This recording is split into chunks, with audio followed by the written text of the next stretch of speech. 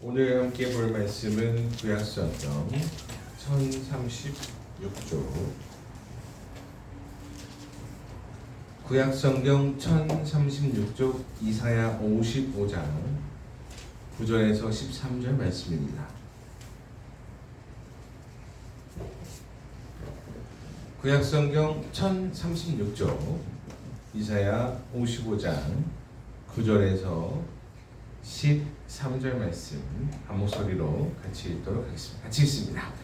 이는 하늘이 땅보다 높음같이 내 길은 너희의 길보다 높으며 내 생각은 너희의 생각보다 높음이니라. 이는 비와 눈이 하늘로부터 내려서 그리로 되돌아가지 아니하고 땅을 적셔서 소출이 나게 하며 쌍이 나게 하여 파종하는 자에게 종자를 주며 먹는 자에게는 양식을 준과 같이 내 입에서 나가는 말도 이와 같이 헛되이 내게로 돌아오지 아니하고 나의 기뻐하는 뜻을 이루며 내가 보낸 일에 형통함이니라. 너희는 기쁨으로 나아가며 평안히 인도함을 받을 것이요 산들과 언덕들이 너희 앞에서 노래를 바라고 들의 모든 나무가 손뼉을 칠 것이며 잣나무는 가시나무를 대신하여 나며 화석류는 칠레를 대신하여 날 것이라. 이것이 여호와의 기념이 되며 영원한 표징이 되어 끊어지지 아니하리라. 아멘.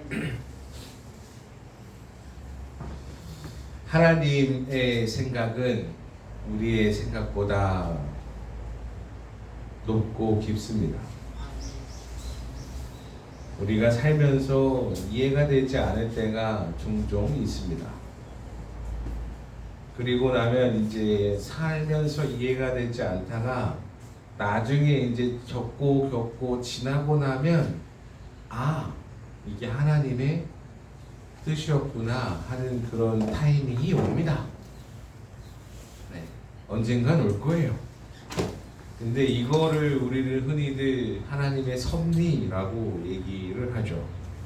어떤 때에는 기도를 했는데 응답이 오지 않는 것 같고 어떤 때에는 믿음으로 순종했는데 벽으로 막혀진 것 같은 때가 있습니다. 그때마다 우리는 주님 왜 응답을 하지 않으십니까? 라는 말을 묻고 답을 듣곤 하는데 주님이 말씀해 주시는 게 9절 말씀입니다. 하나님의 뜻은 우리보다 높고 하나님의 길은 우리보다 깊다. 이 말은 단순한 위로가 아니라 믿음의 방향, 생각의 전환을 말을 하고 있습니다. 하나님의 계약은 우리의 시야 밖에 있고 하나님의 시간은 우리의 시간 밖에 있습니다. 어쩌면 우리가 살아가는 일상이 무의미해 보일지 모르겠으나 그 가운데에서도 주님은 일하고 계십니다.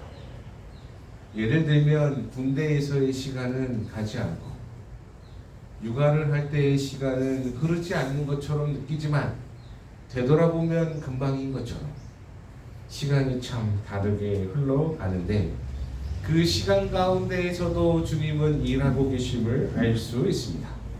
우리는 당장 지금을 살아가고 있지만 하나님은 이미 그 결과를 알고 계시기 때문에 우리는 과정을 살아내고 있지만 주님은 결과를 이미 알고 계시기, 그 끝을 알고 계시기 때문에 그렇습니다.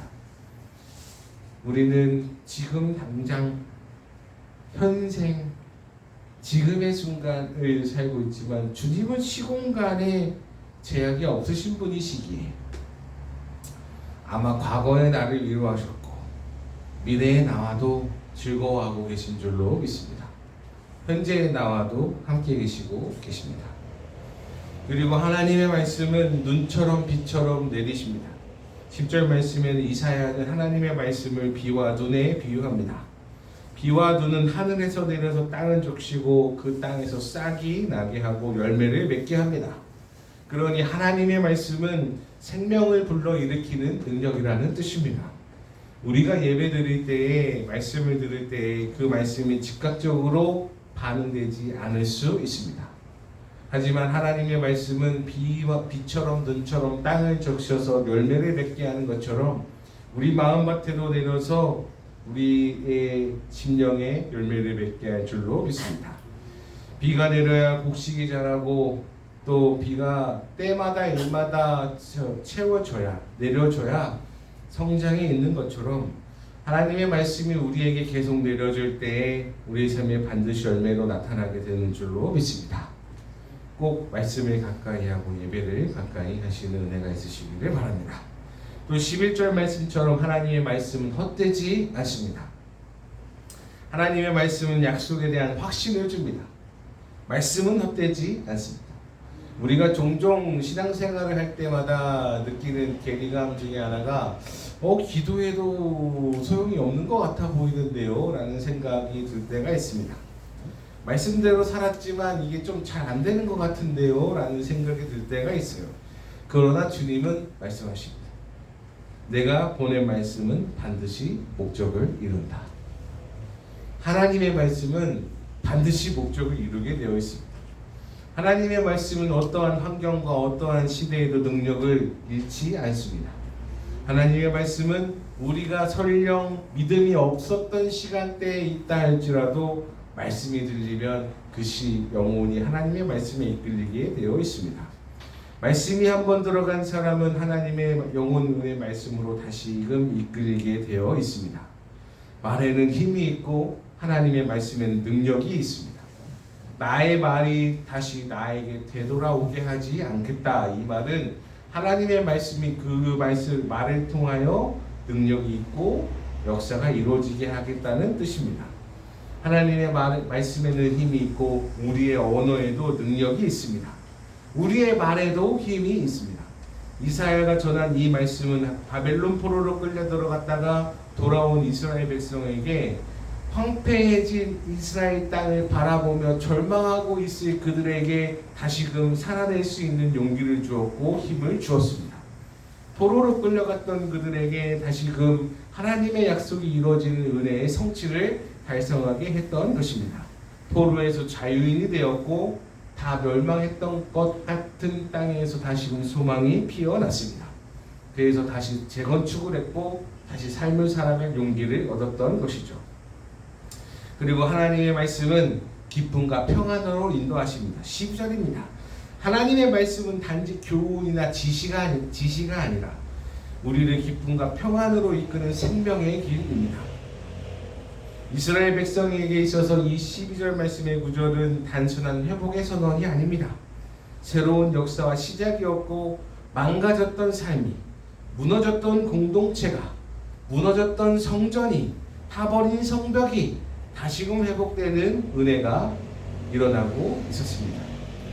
그들에게는 길을 걷던 백성에게 산들도 노래하고 나무도 춤을 춘다라고 얘기하고 있습니다. 예전에 우리 정신선님께서 그런 말씀을 하신 적이 있습니다. 저 나무 보이시죠? 풀잎 보이시죠? 풀잎들이 춤을 추죠? 저게 바람이 불어서는 걸까요? 아니면 풀잎이 춤을 추니까 바람이 부는 걸까요? 저 나무가 흔들리고 잎사귀가 이렇게 하는 것처럼 쟤네들은 하나님을 찬양하고 있는 거예요. 보이시죠? 바람이 불잖아요. 이렇게 얘기를 하더라고요. 저 양반 참 이상하다.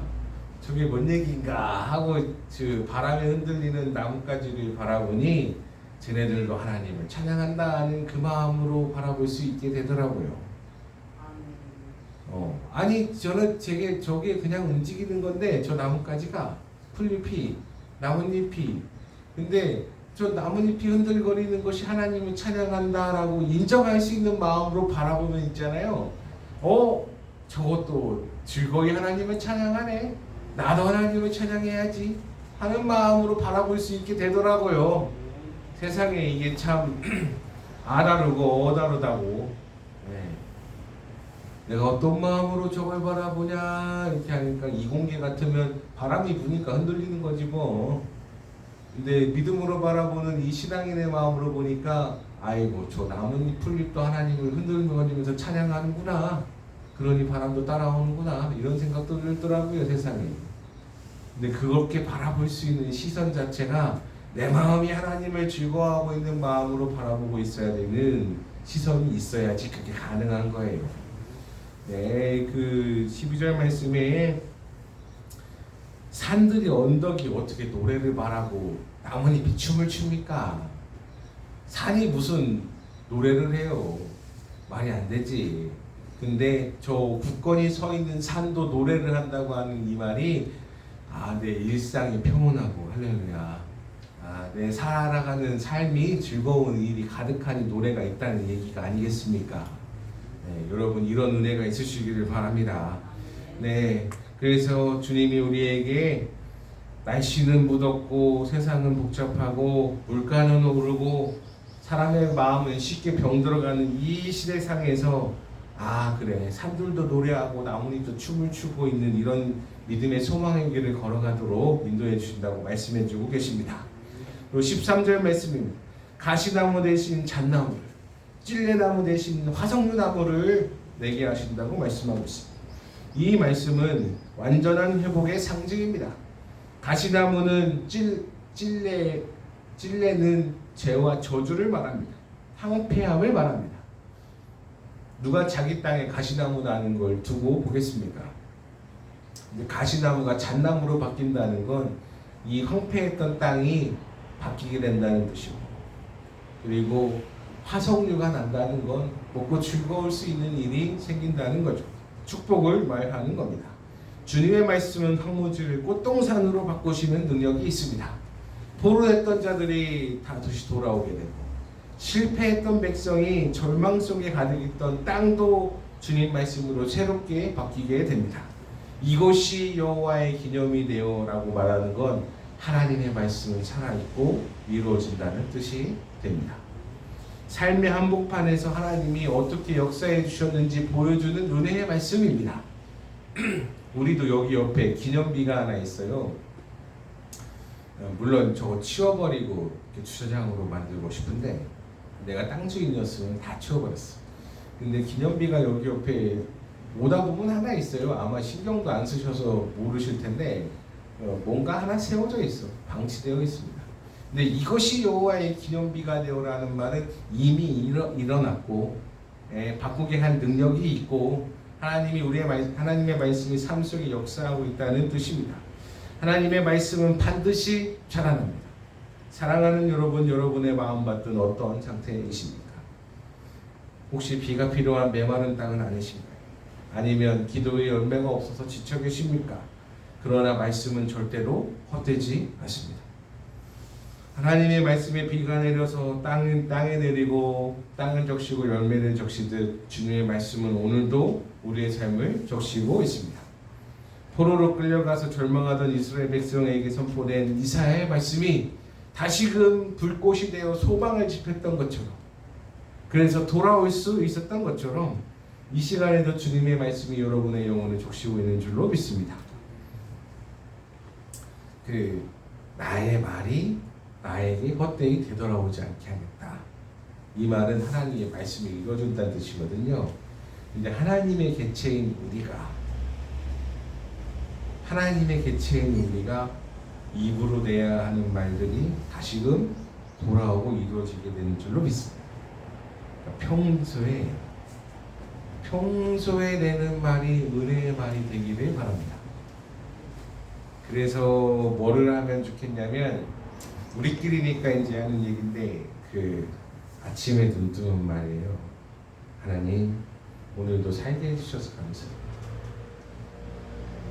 아침에 또 밤에 눈 감으면 하나님 오늘도 내일도 살아가게 하시니 감사합니다. 내가 내뱉는 말이 그대로 되는 줄로 믿습니다.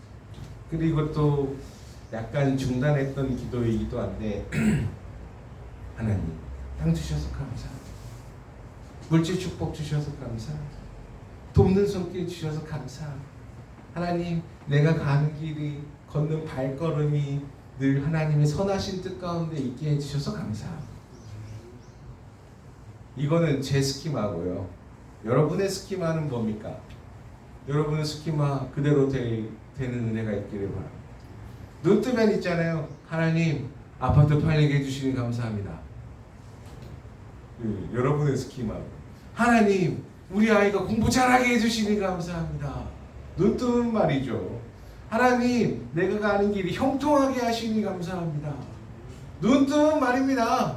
눈 감으면 하나님, 주님의 말씀이 그대로 되돌아가지 않고 이루어진다 했다는데 하나님, 저의 말도 저의 기도가 이루어지는 은혜가 있게 하시니 감사합니다. 그 과정인 줄로 믿습니다라고 살아가는 은혜가 있으시기를 바랍니다. 가시나무가 잣나무가 됐대요. 여러분, 찔레가 화석류가 됐답니다. 이 얘기는 뭔가 변화가 일어났다는 거 아니겠습니까? 우리의 삶의 회복과 열매 맺기를 소망합니다. 각자의 키워드가 있을 거예요. 네, 각자의 키워드가 이루어지는 은혜가 있기를 바라요. 말씀은 오늘도 생명을 낳고 있습니다.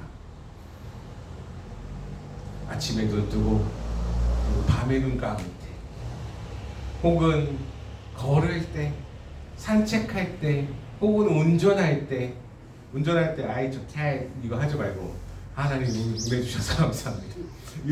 이게 낫지. 네. 그렇게 사는 은혜가 있기를 바랍니다. 기도가 한 톨도 땅에 떨어져서 그냥 사라지지 않을 거예요. 우리의 말의 능력이 하나님이 하신 나의 말이 그대로 나에게 돌아오지 않고 다 이루어질 것이다 라고 했던 은혜의 말씀처럼 우리도 하나님 앞에 하는 기도가 선하게 응답받을 줄로 믿습니다. 한 주간도 응답 많이 받고 은혜 많이 누리며 기도 많이 하고 살아오고 돌아오시는 은혜가 있으시기를 주님의 이름으로 축복합니다. 기도하겠습니다. 하나님 감사합니다.